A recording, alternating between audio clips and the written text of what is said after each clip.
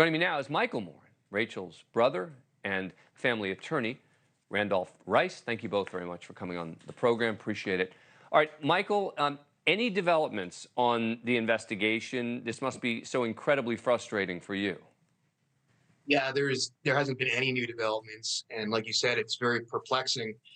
No one's an island, so I would imagine this guy has friends or family that I would think would have seen the video, and I don't know why they haven't, called it in if they can't imagine that their friend or loved one would do something like this. But yeah, it's very frustrating now. I'm with you. I'm convinced that there is someone who has seen this who knows who that person is and yet just hasn't made the call. That's what it sounds like you're saying.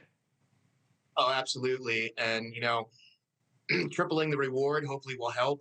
This isn't a ransom that we're giving. It's a reward that's deserved, to save lives in the future and to get closure for, my sister's 5 children and, all of our siblings. So how they holding up? How are they holding up, Michael? The family. I don't know, maybe. He may not be able to hear me. Randolph, if you can hear me, the Hartford County Sheriff said a few weeks ago that they were working with their federal partners. Is the FBI working on this? Not that we've seen. And I would say that I say this with sort of by deducing the reaction or sort of how long this has taken, that it seems that maybe the FBI is not as involved as they were before. I do believe that the fact that we got the DNA back so fast early on that they probably were involved. But my concern is that maybe they've stepped back at this point in time. Hartford County, while they're a good police department, they are a small police department, typically handling 5 to 6 murders a year. So we're concerned that they maybe are not getting the resources or the help that they need to speed up collecting records. And 2 of them we really think are important.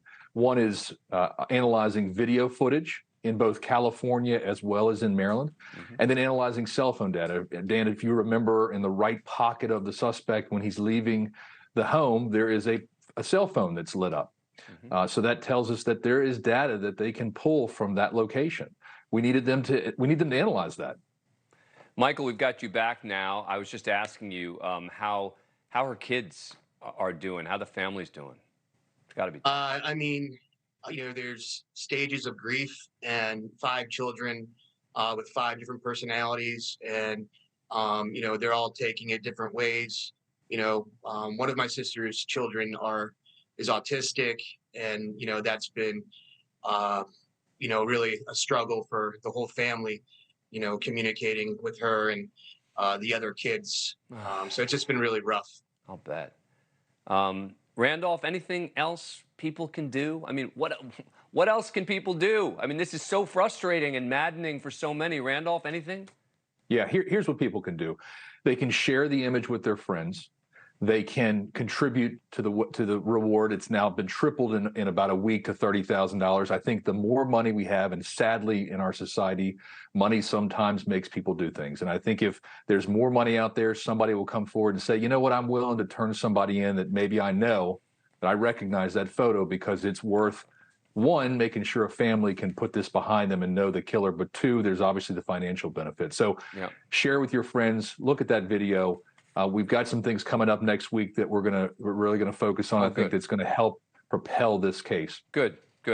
Look, I'm still sort of perplexed that this hasn't been solved. I'm convinced it will be. Randolph, Michael, thank you so much for coming on. Appreciate it. Ashley Banfield's next. She's actually got the sheriff in this case coming up, so stick around. Thank you for watching. Go to newsnationnow.com to find NewsNation on your cable provider.